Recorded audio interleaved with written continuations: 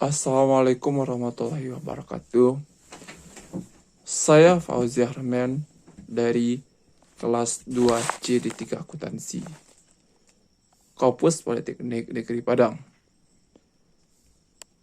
Saya membuat video ini bertujuan ingin menyelesaikan tugas dari mata kuliah Akuntansi Keuangan Menengah.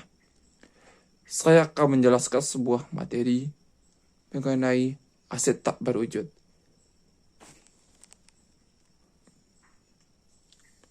Baiklah, saya akan menjelaskan mengenai apa itu aset tak berwujud. Aset tak berwujud merupakan suatu hal yang dimiliki oleh seseorang maupun instansi.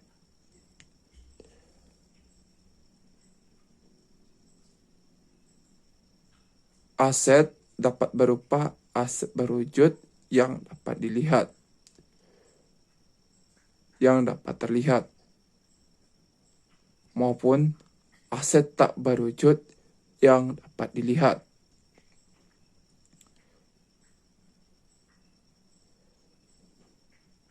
Dilansir dari IFRS, aset tak berwujud adalah aset non-moneter yang dapat diidentifikasi namun tidak memiliki substansi fisik. Aset tak berwujud tidak memiliki substansi fisik, seperti halnya peralatan maupun kekayaan.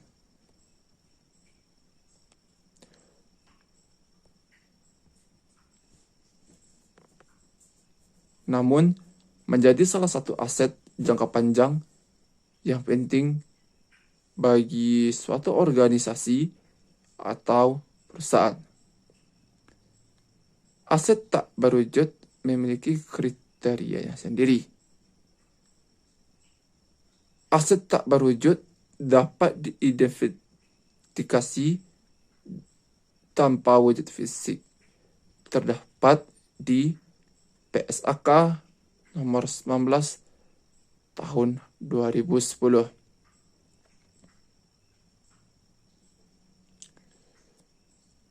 Cara memperoleh aset tak berwujud. Cara memperolehnya yaitu terpisah. Yang pertama melalui mengakuisisi sebagai bagian dari kombinasi bisnis. Yang kedua, akuisisi dengan hibah pemerintah. Yang ketiga, pertukaran aset. Yang keempat, aset tak berwujud yang dihasilkan secara internal atau goodwill dan aset tak berwujud lainnya. Jenis aset tak berwujud. Ada beberapa macam aset tak berwujud yang dimiliki oleh perusahaan. Di antaranya yaitu hak paten. Hak paten adalah hak eksklusif investor atas invensi di bidang teknologi untuk selama waktu tertentu, melaksanakan sendiri atau memberikan persetujuan kepada pihak lain untuk melaksanakan invensinya. Di Indonesia, hak paten diberikan selama 20 tahun. Pada perusahaan, sedangkan paten sederhana diberikan selama 10 tahun. Paten yang berhubungan dengan penjualan dapat diamortisasi saat tidak berfungsi dengan biaya yang dimasukkan ke biaya penjualan. Yang kedua, hak cipta. Hak cipta adalah hak eksklusif yang diberikan kepada seseorang pencipta atau atas hasil karyanya. Hak cipta dapat diperjualbelikan atas atau digunakan oleh orang lain sesuai dengan kesepakatan yang berlaku. Yang ketiga, merek dagang. Merek dagang seperti halnya hak paten dan hak cipta adalah hak kekayaan intelektual juga. Merek dagang berupa merek yang digunakan pada suatu produk yang diperdagangkan. Merek dagang berupa suatu desain, logo, simbol, maupun ekspresi yang mewakili suatu perusahaan tertentu yang dapat memberikan nilai jual suatu produk. Merek dagang memiliki masa kegunaan yang tidak terbatas, sehingga jarang diamortisasi. Yang keempat, franchise. Franchise adalah jenis lisensi yang memberikan penerimaan waralaba akses ke pengetahuan bisnis.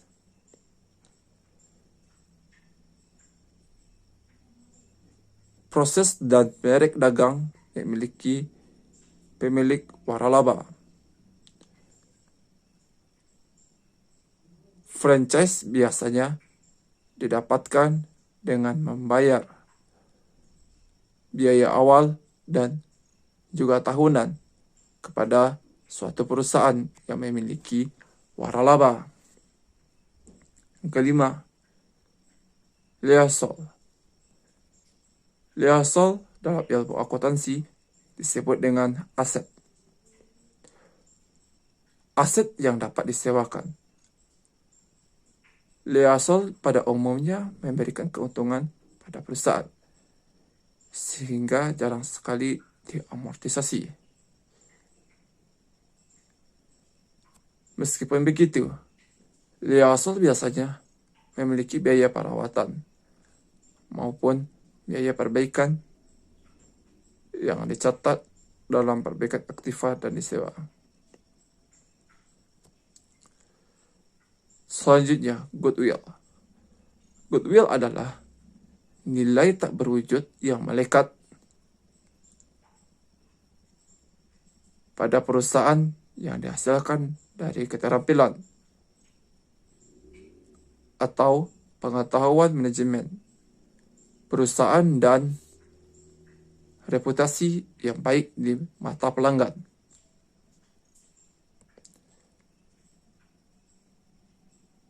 Goodwill yang diperkirakan umurnya tidak terbatas akan dicatat dengan dasar harga perolehannya. Perusahaan dengan goodwill memiliki kemungkinan menghasilkan pendapatan yang lebih besar atau di atas rata-rata untuk setiap uang yang diinvestasikan dalam bisnis tersebut.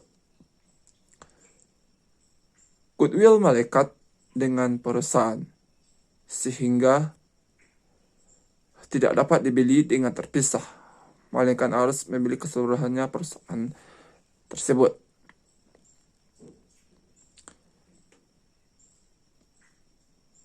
Tiga karakteristik pokok. Yang pertama, dapat diidentifikasikan. Yang kedua, dapat memiliki wujud fisik.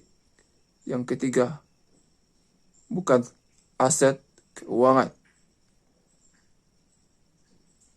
Ada 6 kategori utama aset tak berwujud. Yang pertama, aset tak berwujud terkait pemasaran. Contoh, merek dagang atau nama dagang.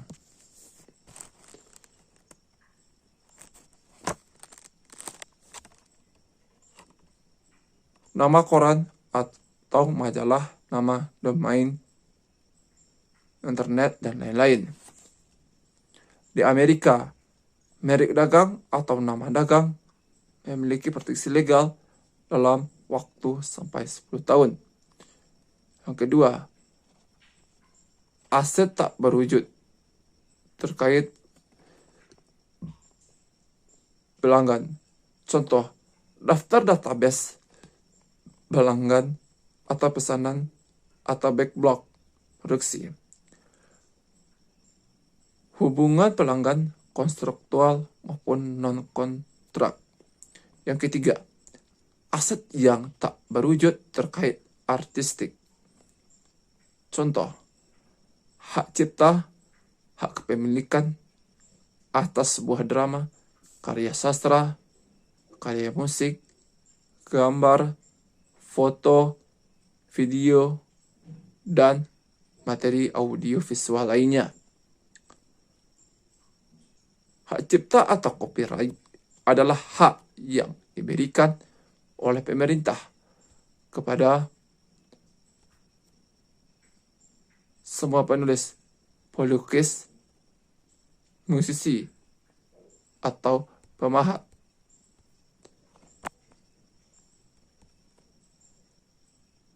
Hak cipta diberikan selama umur pencipta ditambah 70 tahun. Yang keempat, aset tak berwujud terkait kontrak. Contoh, perjanjian waralaba atau dalam kurung franchise dan lisensi izin, konstruksi, hak siar, dan kontrak layanan atau pasokan.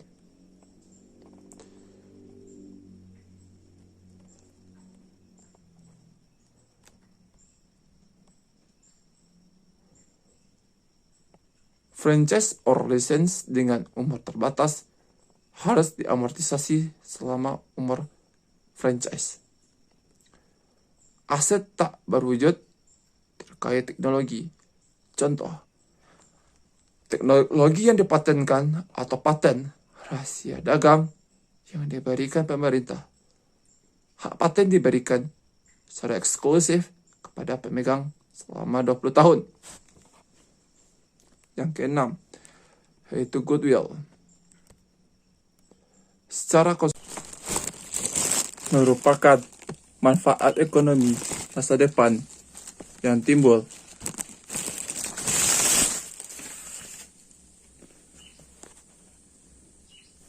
dari aset lain yang diperoleh dalam kombinasi bisnis yang tidak diidentifikasi secara individual dan diakui secara terpisah. Hanya direkam ketika seluruh kegiatan bisnis dibeli. Penghapusan goodwill. Goodwill memiliki umur tak terbatas. Yang kedua, tidak boleh diamortisasi. Yang ketiga, hanya disesuaikan dengan bukunya ketika goodwill mengalami penurunan nilai.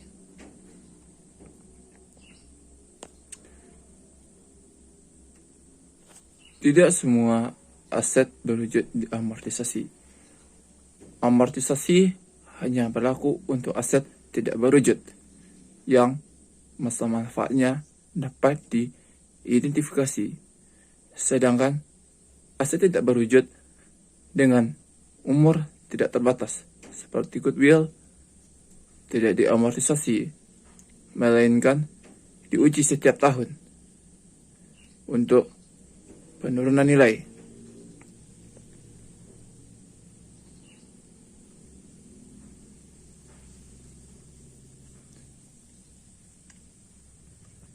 Apakah aset tidak berwujud bisa dipindah tangankan? Secara umum, profesi akuntansi membatasi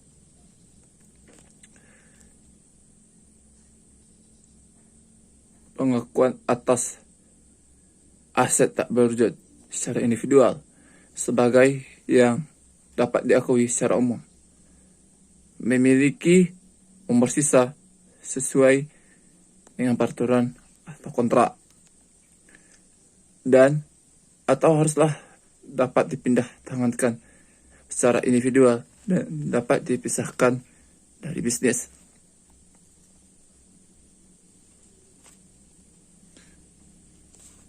Bagaimana cara penilaian aktiva tidak berwujud dalam suatu perusahaan? Penilaian dari aset tak berwujud atau disebut dengan ATB, contohnya seperti goodwill, dihitung melalui transaksi pembeliannya dari perusahaan lain. Nilai beli inilah adalah nilai beli perusahaan sebersih mencakup aset dan kewajiban dalam perusahaan tersebut. Mengapa perusahaan wajib memiliki aset tak berwujud? Dikarenakan perusahaan harus dapat menentukan masa depan perusahaannya. Oleh karena itu, perusahaan sangat wajib memiliki aset tak berwujud ini. Perolehan aktiva tak terwujud dicatat dan diakui sebesar nilai faktor, serta ditambah semua biaya yang menyertai untuk mendapatkan aset atau haknya. Itulah mengapa aktiva tidak berwujud juga berpengaruh terhadap laporan keuangan perusahaan Anda. Mengapa perlu dilakukan depresiasi untuk aktiva tidak berwujud atau aset tidak berwujud? Dalam accounting, hal ini dikenal dengan nama depresiasi atau disebut dengan penyusutan. Depresiasi sangat dibutuhkan karena aset akan kehilangan nilai residunya selama periode waktu tertentu. Depresiasi aset tetap dapat dilakukan setiap bulannya dengan menggunakan metode penyusutan aset garis lurus atau saldo menurun ganda. Beberapa lama masa manfaat aset tidak berwujud. Dalam suatu kejadian, nilai aktiva ini bisa lebih besar daripada modal perusahaan itu sendiri. Soalnya itu, secara tidak langsung, aktiva tidak berwujud dapat berpengaruh terhadap laporan keuangan suatu perusahaan. Namun secara umum, masa manfaat untuk aktiva ini lebih dari 20 tahun. Sejak aktiva tak berwujud digunakan. Lebih kurang sekitar 20 tahun masa manfaat ini. Bagaimana peran goodwill dalam perusahaan? Peranan goodwill bagi akuntansi di perusahaan ialah untuk mengkalkulasi apakah nilai goodwill tersebut memberikan pendapatan dan keuntungan di masa yang akan datang atau tidak. Selain itu, nilai goodwill juga dipadukan dengan neraca yang lain, utamanya yang terkait dengan transaksi perusahaan yang baru diakuisisi. Apakah goodwill bisa dijual? Goodwill dapat dipahami sebagai premi yang dibayarkan atas nilai wajar selama transaksi, di mana goodwill tidak dapat dibeli atau diperjualbelikan secara independen. Lain halnya dengan hak paten atau lisensi yang bisa dibeli atau diperjualbelikan secara terpisah atau mandiri tanpa melepas seluruh aset perusahaan. Dalam kondisi apa goodwill dapat diakui?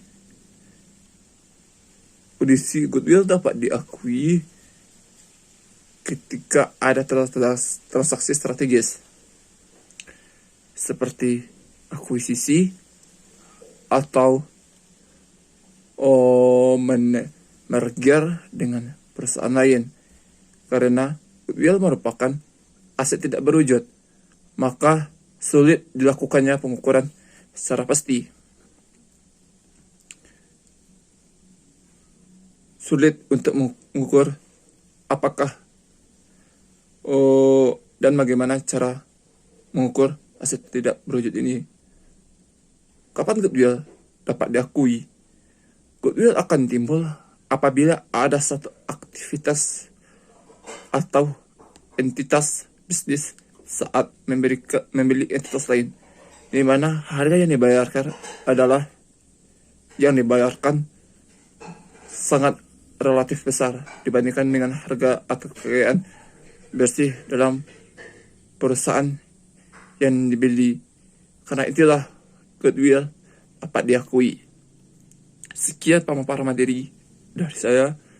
Mudah-mudahan bisa membantu teman-teman untuk memahami mengenai apa itu aset tak berwujud secara detail.